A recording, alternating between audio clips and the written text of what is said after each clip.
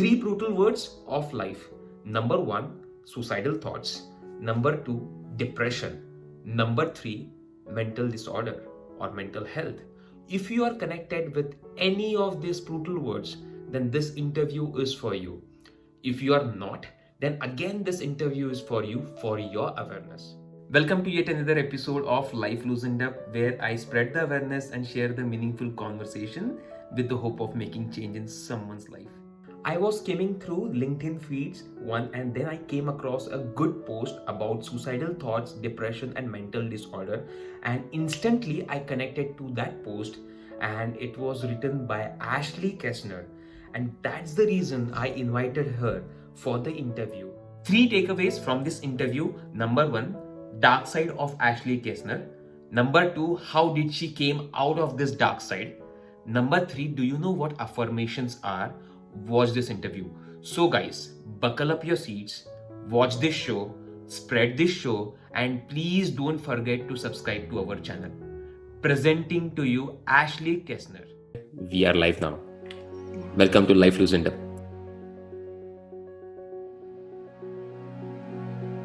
I love it. I love it. It's good. Thank you so much for having me do this, by the way. So I have few questions to you. So what I will do is I'll ask you these questions and I will paste you these questions in the description section of the YouTube channel. Okay. So can you just tell me your current book that you're reading? So this one is really great. It's called Unfuck Yourself. And yeah, very, very out there, but he just basically takes you on this exploration of finding your true self, and does it in a way that's with jokes and humor, and before you know it, you're done with the book. I mean, it's just phenomenal. It is very unfiltered, but it's raw and it's real life, and yeah, it's about getting out of your own head and into your own life, and it's really cool. Is this the current book, The Unfuck Yourself? No, the current book I'm reading right now is Bad Habits by Jen Sincero. Yeah, she's phenomenal. It's kind of along the same lines. She's, kind of that cynical, outside the box way of thinking, just very raw, unfiltered, and I relate to it so much more than, some of the serious texts out there. I see. But it's just great. I read her first book, You Are a Badass. What was that? You heard about? You Are a Badass. Wow, fantastic. Yes, is her first book, and it is the most influential book of my entire life. Is that the book which had deepest impact in your life? Which will be with you forever in your life? Okay. Yes. Yep, it was the book that I always say got me out of bed on that worst day. There was a couple different things that came to mind when I was really going through my low point, and I wasn't currently reading it, but it was something that resonated with me, and it's helped me immensely. I've read it 4 times, cover to cover already. Do you have any specific plan, like you get up this time, you do this time, whatever? Oh, I used to. I do not anymore. So, all of this has kind of taken off since I started blogging. It's now been, Ghost in My Bedroom has now been read by over 30,000 people since I started it in February. And, even just that one little innocent post that I made on LinkedIn it hit the timelines of something like over 2 million people. Yep. So that has enabled me to kind of start looking at this and go, wow, I think I want this to be my life. So right. I have decided, I was working as a certified peer specialist, which I still have those credentials. But I decided to leave my employer and start on my own. So I established my own business now, Free Your Ghost LLC, and it's going to be basically a branch off of what I'm doing now with the blog, and it's a mental health and addiction recovery initiative. This launches in January, so it's not out yet, which gives me about 2 weeks to get this website done. I wake up, I have my coffee, I do my daily posts that I share, which is the Affirmator, of the day. Affirmator as in, oh wow, what is your Yeah. affirmator of today? So it's like, yeah, it's like an affirmation. I just Got call it. it the affirmator. I use Oh. these decks that I bought from knockknockstuff.com. And so I kind of rebrand it, and then I add my commentary to it and how it applies to my recovery. And that's what I share every day, Monday through Friday. Why So not I on weekends? Weekends, I feel I have other stuff and people like my influencers or my meme team that shares everything every day. But the affirmations, I like to give a break. The weekends are my break. I need my time too. So Awesome. weekends are just, it's a boundary thing. I just think I need some time off too. My thoughts are so matching with you. I'm also of the same kind. Yeah. Like Monday to Friday, I work hard. I get up early in the morning. But on Yeah. Saturday and Sunday, just I take Just it let very me easy. do my thing. Yeah. Exactly. I don't want to shower. I don't want to do anything. Exactly. Amen. Yes. Yeah. So, but throughout the day, basically now I'm working on developing the website. I'm on 4 different social media outlets, so I really try to attack each one. The messages, I have a lot of messages that come in. I try to get back to as many people as I can, because a lot of people are sharing their stories, and it's important for me that they are heard. It's just so rewarding to me. I mean, when I'm having a bad day, that's what I use. That's my coping, is to talk to somebody else that's possibly struggling too, because usually we end up coming to some sort of resolution together of, either life sucks or,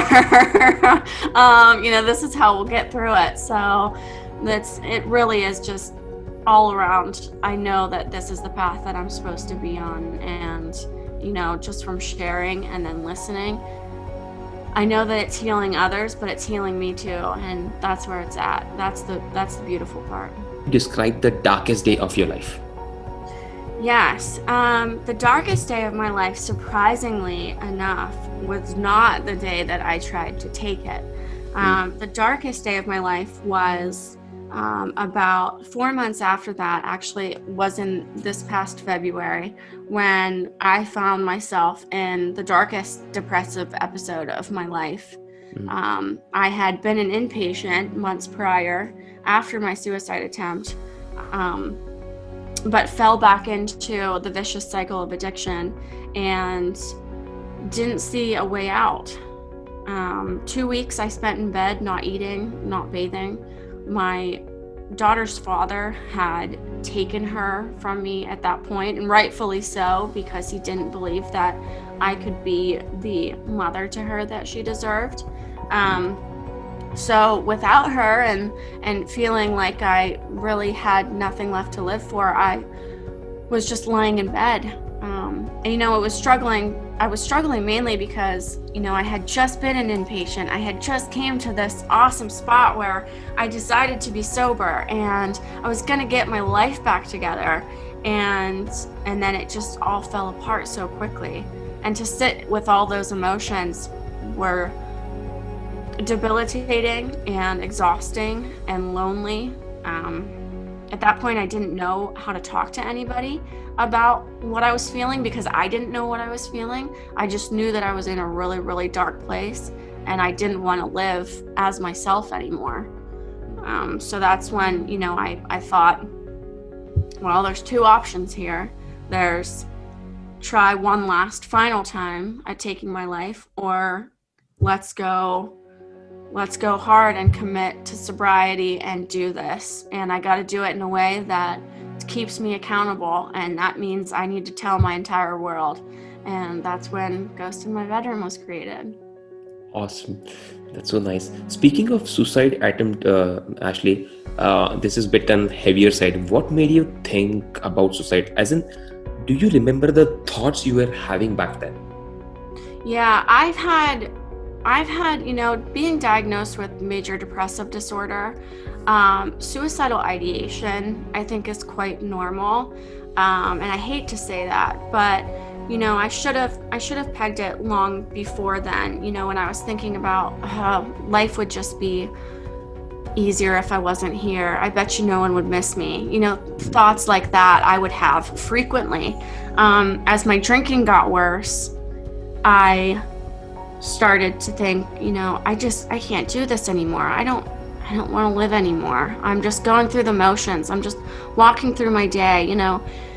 It sucks to say, but even waking up in the morning with my daughter, this beautiful little face staring up at me with this unconditional love, and her mother is just so miserable and feels like she can't do it. And almost my mind would go, she would be much happier and I would be saving everyone if I wasn't here.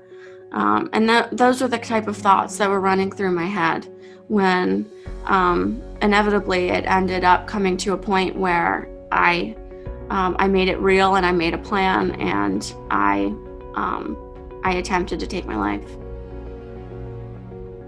Do you still remember that day? I remember it every day. Every day? I get kind of emotional when I talk about this, and I apologize. That's okay. No problem. You don't have to. Every day. Yeah. And that's why I am so thankful that I am still here. And I do, even though I get emotional, my bladder is behind my eyes, so I cry over everything. So that's just me. I cry when I'm happy, I'm sad, whatever. But yeah, every day I kind of force myself to go back to that place, just to kind of humble myself to what I came from, because a really large part of success, I feel, is appreciation and being grateful and being humble to your background and those low points. So I really do try to think about them actually and keep them at the top of my mind, just to remain grateful for everything that is happening in the present time with me. Right. So you know what? I'm into the agreement with you, whatever you said. Even I was bullied when I was going through school. And those things, keep on revolving around my mind like anything, right? Not every day, but at least sometime. And you know what I do? I just say, thank you, people. You made me realize the life. Yes. And that's how I motivate myself and get around with my life, with my day. That's beautiful. That's what I do. It really is beautiful. Exactly. Could you speak about your eating disorder? Yes. So my eating disorder stems back before even I was diagnosed with major depressive disorder. One day someone had said, "You're getting too heavy to put up." And that one little comment, I started to watch what I was eating. I started to watch my exercising. It became more frequent. I started to limit then my eating. I felt I got to a really irrational place where my thoughts almost weren't my thoughts.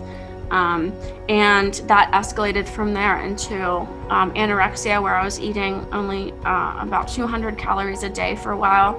And I was also running 3 miles a day at that really crazy part. And then during college, I realized I could eat and get rid of it by purging. And which was when I kind of transitioned into bulimia, and I did that for probably 10 years. Off and on, I would have spurts, but when I tried to control it, I still, to this day, it's something that I still is in the back of my mind. It's kind of like that shitty roommate you have to just deal with.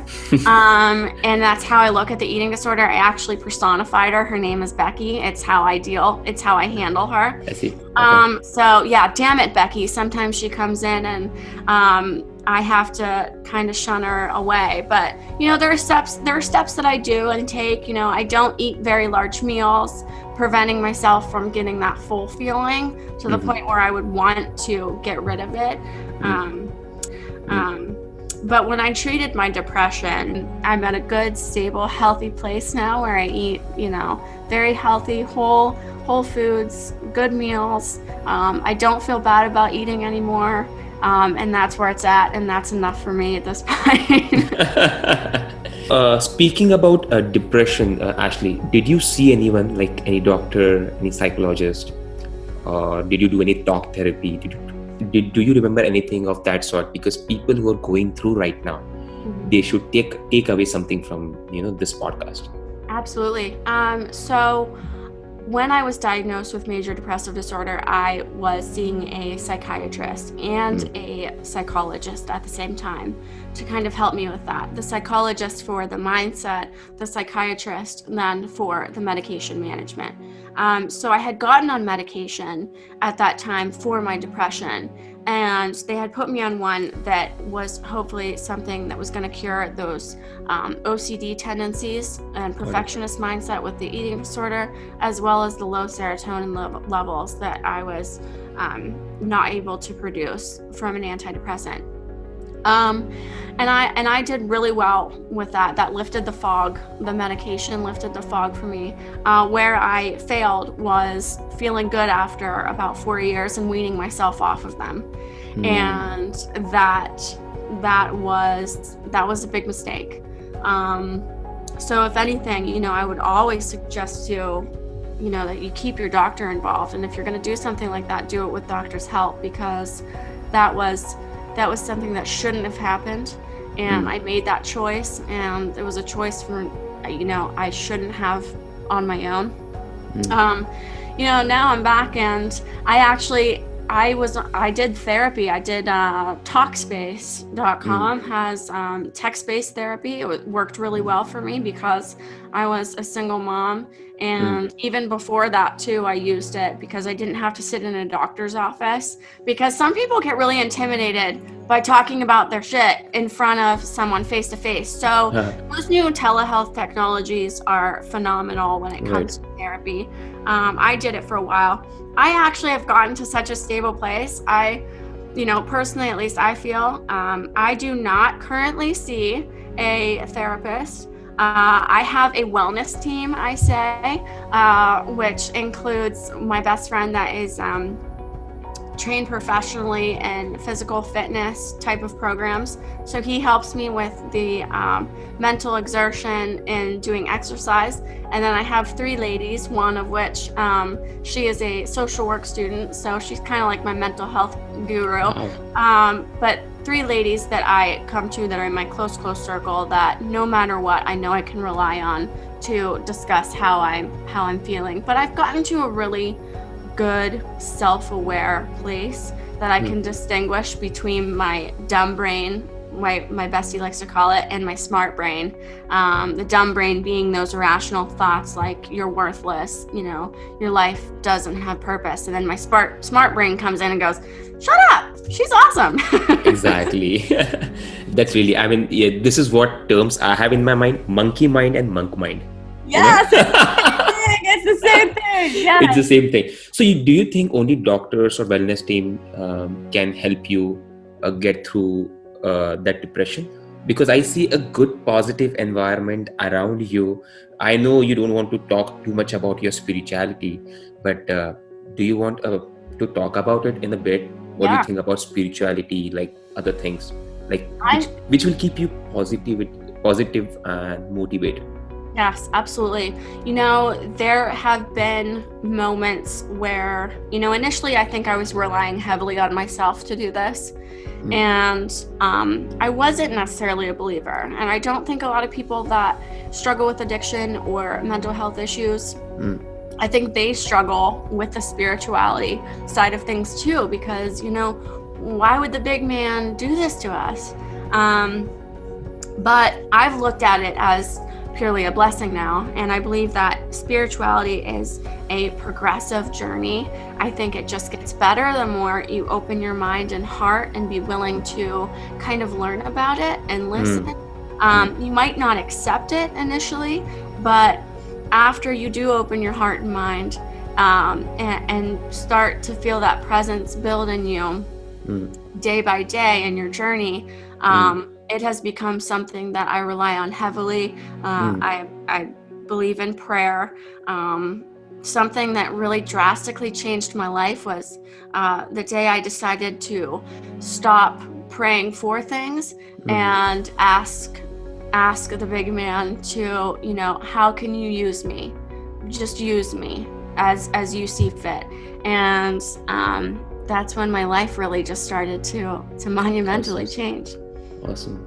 And you said, Ashley, though that time we did not record this, but you said that you believe in a lot in affirmations. Yeah. Can you just tell me 3 good affirmations that people who are watching this should take away from this video? You don't even need 3. I only have 1. Just one, do the same one every single day. I didn't believe it at first, but now I do. And that's every single morning. I wake up, I look at myself in the mirror, and I say, "You are a badass." And then I start. Wow, that's fantastic. You are badass. Even I should do it, from today. That's it. You are badass. Yeah. So my final question to you, Ashley, 3 quick tips. Anyone who is watching this video, anyone who has depression, anyone who has anxiety, going through the eating disorder, what they should take away from this video. Just 3 quick tips. 3 quick tips. I would say write it down. Write down all of your feelings. Even if it's just in your phone and the notes in there, on a sticky note, in a journal, write it down. It helps. If you feel yourself isolating, go to the person that you absolutely love, your closest, and just tell them, "I'm not okay." That is something that I discussed with someone in my life that I go to. No explanation needed. It's just really important for me that someone else knows that I'm not okay. And they know not to ask me any questions, but they know at that point then, I'm just in a place. Last tip would probably be sit and tell yourself, back to the affirmations, sit and tell yourself, this is enough. Being what you're feeling, your emotions, your pain is not who you are. And you are brave and you are courage for just choosing to still breathe at this moment. So I've talked to a lot of people that have gotten to really, really low points and have gotten suicidal. And it's just very important to know that that is not who you are, and you are not defined by that. And you are enough as you are right now, simply breathing. Those would be my tips. Simply awesome. It was so pleasure to talk to you, Ashley. Absolutely. Thank you so much for coming to our show. Sure. Yeah, I'm excited. This is great.